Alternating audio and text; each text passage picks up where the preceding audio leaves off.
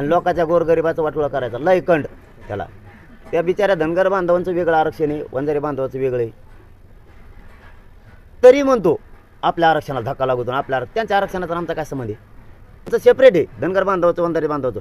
देव जरी आला ना तरी त्या दोघांच्या आरक्षणाला धक्का लागू शकत नाही. देव जरी आला तरी विषय इकडे आहे आमचा ओबीसी आरक्षण. एकटं खातं येडपट तिथं त्या गोरगरिबाला काय उचकितो उगाच. आमचं त्यांचं कशाला विनाकारण चांगलं वातावरण आहे गावा लेवलवर. आम्ही एकमेकाशी प्रेमान राहतो, कशाला उचकितो. पण एक हुशारी भाऊ तुम्हाला खरं सांगतो, धनगर बांधव सामान्य आणि वंजारी बांधव सामान्य आणि ओबीसी बांधव गाव खेड्यात यांच्या लक्षात आलं हे राजकारणी.